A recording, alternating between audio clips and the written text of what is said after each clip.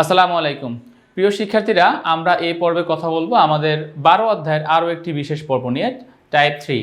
দেখো এখানে লেখা আছে bleaching powder, toilet cleaner, glass cleaner. তো দেখো আমরা কিন্তু পর্ব 2-এও কিন্তু পরিষ্কার পরিচ্ছন্নতার যেই কেমিস্ট্রি ছিল সেগুলো নিয়ে আলোচনা করেছি। বেসিক্যালি আমাদের পরিষ্কার পরিচ্ছন্নতা রসায়নের পার্টটা একটু বড়, এই জন্য আমরা টোটাল বিশাল অংশটাকে দুইটা অংশে ভাগ করেছি। একটা অংশে আমরা সাবান, ডিটারজেন্ট এবং কাপড় কাচা সোডা নিয়ে কথা বলেছি। এই অংশে আমরা কথা বলবো টয়লেট ক্লিনার, গ্লাস ক্লিনার এবং ব্লিচিং পাউডার নিয়ে। ওকে, তো তাহলে চলো আমরা আমাদের মূল আলোচনা বা মূল যে প্রশ্নগুলো আছে সেই প্রশ্নগুলোর অ্যান্সার করা শুরু করি। তো আমাদের ফার্স্ট কোশ্চেন দেখো, টয়লেট ক্লিনারের মূল উপাদানে কোন ধাতু থাকে? এখন প্রশ্ন হচ্ছে টয়লেট ক্লিনারের মূল উপাদান আসলে কে? টয়লেট ক্লিনারের মূল উপাদান সোডিয়াম হাইড্রোক্সাইড। তাহলে সোডিয়াম হাইড্রোক্সাইডে কোন ধাতু থাকে? সোডিয়াম হাইড্রোক্সাইডে সোডিয়াম ধাতু থাকে। আচ্ছা, পরবর্তী প্রশ্ন, টয়লেট ক্লিনারের মূল উপাদান কোনটি? দেখো যেটা বললাম সোডিয়াম হাইড্রোক্সাইড, তার মানে সোডিয়াম হাইড্রোক্সাইড। এবং দেখো তো প্রশ্নটা কিন্তু অনেকবার বোর্ডে এসেছে, সো তার মানে কি বোঝাচ্ছে? এটা অনেক ভালো করে আমাদেরকে এটা পড়তে হবে, এটা আসার মতো একটা প্রশ্ন। আচ্ছা, যাচ্ছি আমরা পরবর্তী অংশে। দেখো নিচের কোনটি টয়লেটের জীবাণু ধ্বংস করে? মানে এখানে যে অপশনগুলো রয়েছে কোনটা টয়লেটের জীবাণু ধ্বংস করে? অ্যান্সারটা হচ্ছে জায়মান অক্সিজেন। তো দেখো সোডিয়াম হাইপোক্লোরাইটের সাথে যখন আমরা পানি যোগ করি H2O, তখন সেখান থেকে কি তৈরি হয়? দুইটা জিনিস তৈরি হয়। একটা হচ্ছে সোডিয়াম হাইড্রোক্সাইড আর একটা হচ্ছে hypochlorous acid, HOCl, hypochlorous acid. First ধাপে এটা তৈরি হয়। এই হাইপোক্লোরাস অ্যাসিডকে যখন তাপ দেওয়া হয় তখন সেখান থেকে উৎপন্ন হয় হাইড্রোক্লোরিক অ্যাসিড এবং জায়মান অক্সিজেন, হাইড্রোক্লোরিক অ্যাসিড এবং জায়মান অক্সিজেন। এবং এই যে জায়মান অক্সিজেনটা পাচ্ছি আমরা, এই জায়মানটা অক্সিজেনটাই মূলত কি টয়লেটের জীবাণুকে ধ্বংস করে, প্লাস হচ্ছে যে তুমি বলতে পারো রঙিন পদার্থকে বর্ণহীন করে, বা আরও অন্যান্য জীবাণু ধ্বংস করা। টয়লেটের যেই কমোড থাকে সেই কমোডের উপর যদি কোনো রঙিন পদার্থ পড়ে থাকে সেই রঙিন পদার্থকে দূর করে কে? জায়মান অক্সিজেন। তা আমাদের এখান থেকে সঠিক অ্যান্সার হবে জায়মান অক্সিজেন।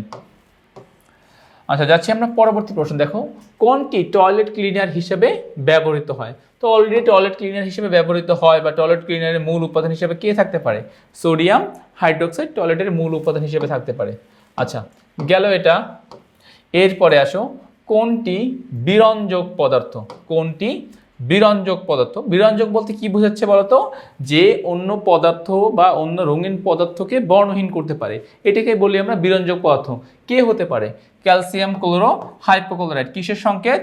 আমাদের ব্লিচিং পাউডারের সংকেত। তোমরা জানো যে ব্লিচিং পাউডারের সাথে আমরা ফার্স্টে পানি মিশাই, পানি মিশানোর পরে সেখান থেকে ক্যালসিয়াম ক্লোরাইড, হাইপোক্লোরাস অ্যাসিড তৈরি হয়। দেন সেখান থেকে আমরা জায়মান অক্সিজেন নিয়ে আসি, যে জায়মান অক্সিজেন কি করতে পারে?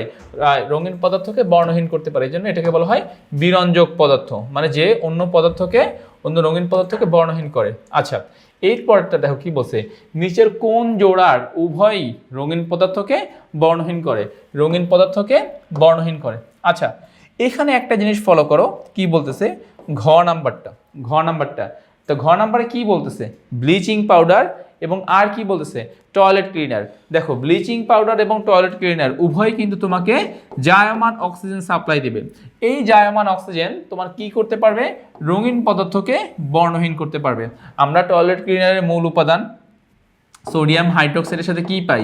হাইপোক্লোরাস অ্যাসিড পাই। আবার আর ব্লিচিং পাউডারের মূল উপাদান থেকে কি পাই? ক্যালসিয়াম ক্লোরাইডের সাথে কি পাই? হাইপোক্লোরাস অ্যাসিড পাই। তাহলে এই যে উভয় যৌগ থেকে যে আমি হাইপোক্লোরাস অ্যাসিড পাচ্ছি, এই হাইপোক্লোরাস অ্যাসিড থেকেই কিন্তু জায়মান অক্সিজেন তৈরি হবে এবং সেই জায়মান অক্সিজেন তোমার রঙিন পদার্থকে বর্ণহীন পদার্থে পরিণত করতে পারবে।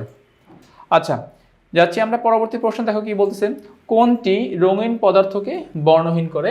তো সঠিক অ্যান্সারটা হবে ক্যালসিয়াম ক্লোরো হাইপোক্লোরাইড। কেন বলতো?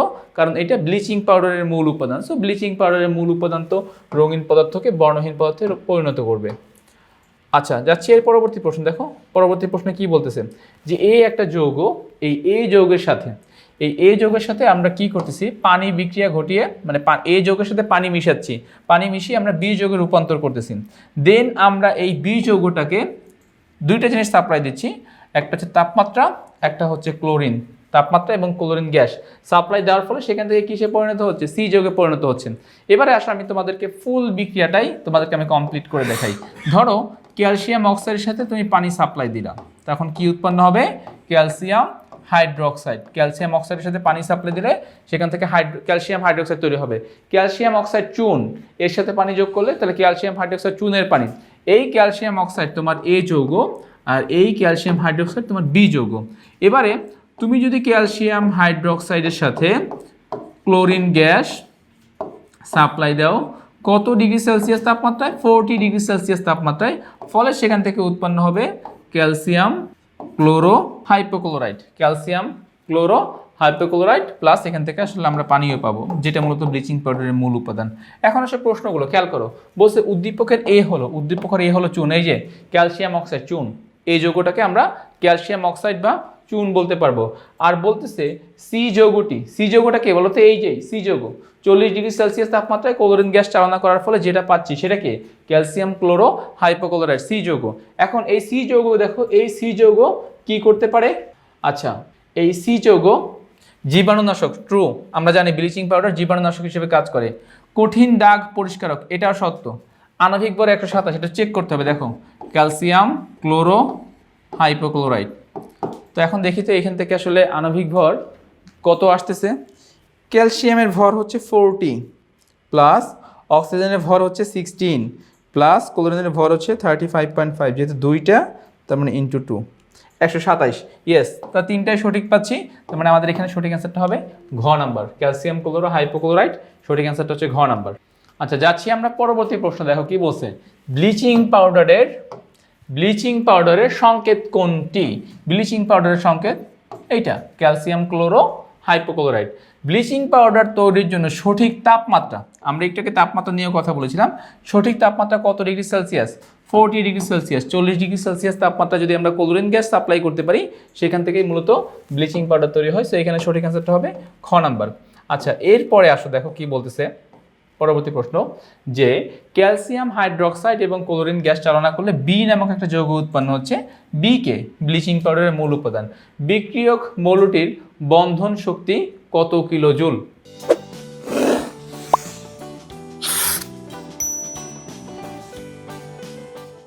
এখানের সঠিক অ্যান্সার হবে 244। এখন প্রশ্ন হচ্ছে কেন 244? কারণ দেখো এখানে বলছে যে মৌলটির, এখন এই ক্যালসিয়াম হাইড্রোক্সাইড একটা যৌগ, তার মৌল বলতে কাকে বোঝানো হচ্ছে? ক্লোরিনকে বোঝানো হচ্ছে।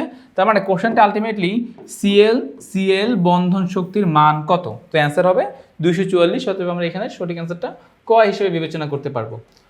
ওকে, এবারে যাচ্ছি আমরা পরবর্তী প্রশ্ন। এখন দেখো এইখানে কিন্তু বি যৌগ হচ্ছে ক্যালসিয়াম হাইড্রোক্সাইড। ক্যালসিয়াম হাইড্রোক্সাইড হচ্ছে আমার বি যৌগ, বি যৌগটা হচ্ছে calcium chloro hypochlorite, CaOCl, calcium chloro hypochlorite. এখন বলতেছে উদ্দীপকের বি যৌগটি টয়লেট ক্লিনারের মূল উপাদান। না, টয়লেট ক্লিনারের মূল উপাদান কিন্তু সোডিয়াম হাইড্রোক্সাইড। তার মানে প্রথম পয়েন্টটি সঠিক নয়। তারপর বলতেছে জীবাণুনাশক, ইয়েস, ব্লিচিং পাউডার জীবাণুনাশক হিসেবে কাজ করে। তারপরে বলতেছে বিরঞ্জক পদার্থ, অন্য যৌগ থেকে সেই রঙিন পদার্থকে তুলে আনতে পারে। সো 2 এবং 3 সঠিক। এখন দেখো 2 এবং 3-এর সাথে আমাদের কোন অপশনটা মিলতেছে? এখানে 2 এবং 3-এর সাথে আমাদের গ নাম্বার অপশনটি মিলে যাচ্ছে। তার মানে এই প্রশ্নের সঠিক অ্যান্সারটি হবে গ নাম্বার। যাচ্ছি আমরা পরবর্তী প্রশ্ন। দেখো কি বলতেছে। আচ্ছা, ব্লিচিং পাউডার কাঁচ পরিষ্কারক হিসেবে কাজ করে। না, কাঁচ পরিষ্কারক হিসেবে কাজ করে কে? অ্যামোনিয়া গ্যাস কাঁচ পরিষ্কারক হিসেবে কাজ করে। আচ্ছা, ক্যালসিয়াম হাইড্রোক্সাইড এবং ক্লোরিনের বিক্রিয়ায় তৈরি হয়, এটা সত্য। ব্লিচিং পাউডার ক্যালসিয়াম হাইড্রোক্সাইড এবং ক্লোরিন গ্যাসকে যদি আমরা 40 ডিগ্রি সেলসিয়াস তাপমাত্রা চালনা করি, এখান থেকে ব্লিচিং পাউডার তৈরি হয়। আর 3 নাম্বার, পানির সাথে বিক্রিয়ায় হাইপোক্লোরাস অ্যাসিড তৈরি হয়। অর্থাৎ বোঝাতে যাচ্ছে এরকম CaOCl প্লাস পানি, তাহলে এখান থেকে বিক্রিয়া করে কি উৎপন্ন হবে? হাইপোক্লোরাস অ্যাসিড HOCl প্লাস এখান থেকে আর উৎপন্ন হচ্ছে ক্যালসিয়াম ক্লোরাইড CaCl2। তার মানে যে পানির সাথে বিক্রিয়ায় হাইপোক্লোরাস অ্যাসিড উৎপন্ন করে, এটাও সঠিক। তো 2 এবং 3 সঠিক। তো 2 এবং 3 যদি সঠিক হয়, এটা গ নাম্বারের সাথে মিলে যাবে। 2 এবং 3 সঠিক হলে এটা গ নাম্বারের সাথে মিলে যাবে। আচ্ছা, পরবর্তী প্রশ্নে যাচ্ছি আমরা। এখানে দেখো, এখানে আসলে প্রশ্নটা একটু টাইপে মিস্টেক হয়েছে, আমরা এটা বাদ দিব। ফার্স্টে আমাদের এই বিক্রিয়া চিন্তা করো, ক্যালসিয়াম হাইড্রোক্সাইড প্লাস ক্লোরিন বিক্রিয়া করে এক্স এবং পানি তৈরি করেছে। এবারের প্রশ্ন হচ্ছে এক্স যৌগটি নিয়ে। আমাদের এক্স যৌগটা নিয়ে। এখন দেখো এক্স যৌগটা আসলে কে? এক্স যৌগটা মূলত আর কেউ না, এক্স যৌগটা মূলত ব্লিচিং পাউডার। এখন আসো, ব্লিচিং পাউডার কি করে? আচ্ছা, যে দেখো ফার্স্টে বলে দিয়েছে ব্লিচিং পাউডার বিজারণ প্রক্রিয়ায় বিরঞ্জন ঘটায়, এটা মিথ্যা। বিজারণ প্রক্রিয়ায় বিরঞ্জন ঘটায় না। আমরা জানি ব্লিচিং পাউডার থেকে কি পাওয়া যায়? ব্লিচিং পাউডার থেকে পাওয়া যায় হাইপোক্লোরাস অ্যাসিড। হাইপোক্লোরাস অ্যাসিড থেকে কী পাওয়া যায়? জায়মান অক্সিজেন। তো জায়মান অক্সিজেন যেখানে থাকে সেখানে আমরা সেই প্রসেসটাকে বলি জারণ প্রসেস। অর্থাৎ যদি কোনো জায়গায় যদি কোনো যৌগের মধ্যে জায়মান অক্সিজেন কোনো কাজ করে, কোনো বিক্রিয়া করে, সেই পার্টটাকে বলা হয় জারণ প্রসেস। তাহলে এখানে যেহেতু জায়মান অক্সিজেন কাজটা করছে, এই জন্য এখানে বিজারণ কথাটার কারণেই মূলত এটা ভুল, এটা হবে মূলত জারণ প্রসেস। আর 3 নাম্বার জীবাণু ধ্বংসকরণে ব্যবহৃত হয়, এটা সত্য। সো 1 ও 3 সঠিক, 1 ও 3 সঠিক। তার মানে আমরা এখানে খ নাম্বারের সাথে এগ্রি করব, এটার প্রশ্নের অ্যান্সার খ নাম্বারের সাথে আমরা এগ্রি করব। আচ্ছা, আমরা যাচ্ছি এর পরবর্তী অংশে। দেখো কি বলছে, গ্লাস ক্লিনারের মূল উপাদান কোনটি? গ্লাস ক্লিনারের মূল উপাদান হলো অ্যামোনিয়া। গ্লাস ক্লিনারের মূল উপাদান হলো অ্যামোনিয়া। আচ্ছা, এবারে যাচ্ছে দেখো এর পরবর্তীটায়, কাঁচ পরিষ্কারক হিসাবে কোনটি ব্যবহৃত হয়? কাঁচ পরিষ্কারক হিসেবে অ্যামোনিয়া অথবা ammonium hydroxide. Basically ammonium hydroxide থেকেই, অ্যামোনিয়াম যে আয়নটা আছে সেই অ্যামোনিয়াম আয়ন থেকে মূলত কী তৈরি হয়? অ্যামোনিয়া গ্যাস তৈরি হয়। সো এই জন্য অ্যামোনিয়াম হাইড্রোক্সাইড থেকে আমরা এটা পেলাম।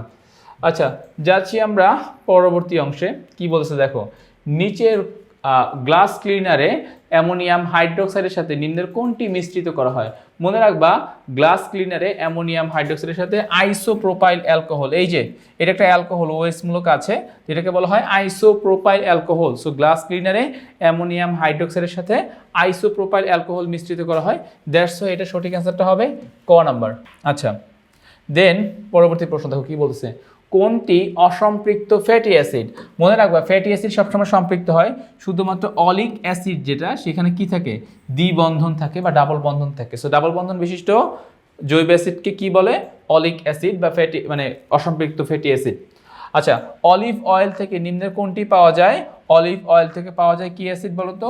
অলিক অ্যাসিড। যেহেতু যেটাকে আমরা একটু আগে বললাম যে অসম্পৃক্ত ফ্যাটি অ্যাসিড, অলিক অ্যাসিড, সেটা কোথা থেকে পাওয়া যায়? অলিভ অয়েল থেকে পাওয়া যায়। আচ্ছা, যাচ্ছি আমরা পরবর্তী অংশে। দেখো, আচ্ছা নেক্সট প্রশ্ন কি বলছে এখানে? এখানে বলতেছে, দেখো এখানে বলতেছে গ্লিসারল যৌগটি। আচ্ছা দেখো, গ্লিসারল যৌগটা কীরকম? গ্লিসারল যৌগটা হচ্ছে CH2OH, তারপরে হচ্ছে CHOH, তারপরে হচ্ছে CH2OH। তাহলে এই যে যৌগটা, এর মধ্যে আমি মাল্টিপল OH দেখতে পাচ্ছি না, অনেকগুলো OH দেখতে পাচ্ছি। অতএব এটাকে আমরা কি বলতে পারবো? এটাকে আমরা বলতে পারবো অ্যালকোহল। তো গ্লিসারল যৌগটি একটি অ্যালকোহল। আচ্ছা, গেল এটা। পরবর্তী প্রশ্ন দেখো, ইউরিয়া পানিতে বিয়োজিত হয়ে উৎপন্ন করে। দেখো ইউরিয়া সংকেত কি? ইউরিয়ার সংকেত হচ্ছে NH2CONH2। আচ্ছা, তাহলে এটার সাথে তুমি যখন পানি মিশাবা, খেয়াল করো, তুমি যখন পানি মিশাবা তাহলে প্রথম ধাপে তুমি পাবা এরকম, প্রথম ধাপে তুমি পাবা NH3 plus carbon dioxide. NH3 পাবা কয় অণু? 2 অণু। তাহলে আমরা প্রথম ধাপে পাচ্ছি ammonia gas plus carbon dioxide gas. তাহলে এখানে দেখো কিন্তু কার্বন ডাইঅক্সাইড গ্যাস আছে, তার মানে এটা সঠিক। এবারে এই যে অ্যামোনিয়া গ্যাস পেলাম, দেখো এখানে অ্যামোনিয়া গ্যাস যে পেলাম, এই অ্যামোনিয়া গ্যাসের সাথে আমরা পানি যুক্ত করি 2 অণু। তাহলে সেখান থেকে আমরা কি পাবো? এখানে পানি নেওয়া 2 অণু, সেখান থেকে পাবো আমরা অ্যামোনিয়াম হাইড্রোক্সাইড NH4OH। এই যে অ্যামোনিয়াম হাইড্রোক্সাইড, অর্থাৎ অ্যামোনিয়া গ্যাসের সাথে যদি পানি যুক্ত করো তাহলে সেখান থেকে আমরা পাবো অ্যামোনিয়াম হাইড্রোক্সাইড। এই অ্যামোনিয়াম হাইড্রোক্সাইডকে ভাগ করলে আমরা পাচ্ছি কি? আমরা পাচ্ছি অ্যামোনিয়াম আয়ন, আর কি পাচ্ছি? আর পাচ্ছি আমরা হাইড্রোক্সিল আয়ন। অ্যামোনিয়াম আয়ন আর পাচ্ছি হাইড্রোক্সিল আয়ন। তো দেখো এই যে অ্যামোনিয়াম আয়ন পাচ্ছি, হাইড্রোক্সিল আয়ন পাচ্ছি। সো 1 2 3, তিনটেই যেহেতু সঠিক, আমার এখানকার সঠিক অ্যান্সারটা হবে ঘ নাম্বার। আমরা এখানে সঠিক অ্যান্সার হিসেবে ঘ নাম্বারটাকে বিবেচনা করতে পারবো। আচ্ছা, পরবর্তী প্রশ্ন, নিচের কোনটি বায়োডিগ্রেডেবল পদার্থ? বায়োডিগ্রেডেবল বলতে বোঝানো হয় যেটা অণুজীব দ্বারা ভাঙা যায়, অণুজীবরা যেটাকে ভাঙতে পারে সেটাকে বলা হয় বায়োডিগ্রেডেবল পদার্থ। এখন দেখো টেরলিন, এটা একটা পলিমার এবং সেটা বায়োডিগ্রেডেবল না, প্লাস্টিক জাতীয় পলিমার। ডেরলিন, তারপরে পলিস্টার, অনলি প্রোটিন। প্রোটিন কোথায় থাকে? মানব দেহের বিভিন্ন অংশের মধ্যে থাকে, অন্যান্য প্রাণীর দেহের বিভিন্ন অংশের মধ্যে থাকে। এখন আমরা মারা যাওয়ার পর কী করতে পারে? ব্যাকটেরিয়া সেটাকে বায়োডিগ্রেডেবল করতে পারে, ভেঙে ফেলতে পারে। ব্যাকটেরিয়া দ্বারা সেটা বিয়োজিত হয়ে যায়, ভেঙে যায়, বিধায় এদেরকে আমরা বলতে পারি। কিন্তু এই যে দেখো টেরিলিন, ডেরলিন, পলিস্টার, তুমি এদেরকে মাটির নিচে শত শত বছর রেখে দাও, এদেরকে কিন্তু ব্যাকটেরিয়া ভাঙতে পারবে না। যেহেতু ব্যাকটেরিয়া এদেরকে পচাতে পারবে না, ভাঙতে পারবে না, এজন্য এদেরকে আমরা বায়োডিগ্রেডেবল পদার্থও বলতে পারবো না। আচ্ছা, গেল এই প্রশ্ন। দেন যাচ্ছি আমরা পরবর্তী অংশে। সোডা অ্যাশ পানিতে দ্রবীভূত হয়ে সম্পূর্ণরূপে কোন দুটি আয়নে বিয়োজিত হয়? সোডা অ্যাশ বলতে কি বোঝানো হয়? Sodium carbonate Na2CO3। সোডিয়াম কার্বনেটকে যদি তুমি ভাগ করো তখন তুমি কি আয়ন পাবো বলো তো? তখন তুমি সেখান থেকে পাবো সোডিয়াম আয়ন আর carbonate CO3 2- carbonate ion, sodium ion এবং কার্বনেট আয়ন। দেখো তো কোথায় আছে? এই যে সোডিয়াম আয়ন এবং কার্বনেট আয়ন CO3 2-। তার মানে আমাদের এখানকার সঠিক অ্যান্সারটা হচ্ছে ক নাম্বার। ওকে, তো তাহলে আমরা কিন্তু আমাদের এই পর্বের মধ্যে যতগুলো প্রশ্ন ছিল পরিষ্কার পরিচ্ছন্নতা রসায়নের পর্ব 2 বলতে পারবো, মানে পরিষ্কার পরিচ্ছন্নতা রসায়নের সেকেন্ড পার্ট। তো এখানে আমরা বেসিক্যালি আলোচনা করেছি টয়লেট ক্লিনার, গ্লাস ক্লিনার আর কথা বলেছি ব্লিচিং পাউডার নিয়ে। তো এই রিলেটেড প্রশ্নগুলো কিন্তু খুব বেশি আসে, অনেক বেশি গুরুত্বপূর্ণ। আমি আশা করতেছি আমি তোমাদেরকে সেই পয়েন্টগুলো ঠিকভাবে বোঝাতে পেরেছি, আমি অ্যান্সারটা সঠিক ব্যাখ্যাটা তোমাদের সামনে উপস্থাপন করতে পেরেছি। তো আজ এ পর্যন্তই, নতুন কোনো পর্বে আবার তোমাদের সাথে দেখা হবে। ততক্ষণ সবাই ভালো থাকো, সুস্থ থাকো, আল্লাহ হাফেজ।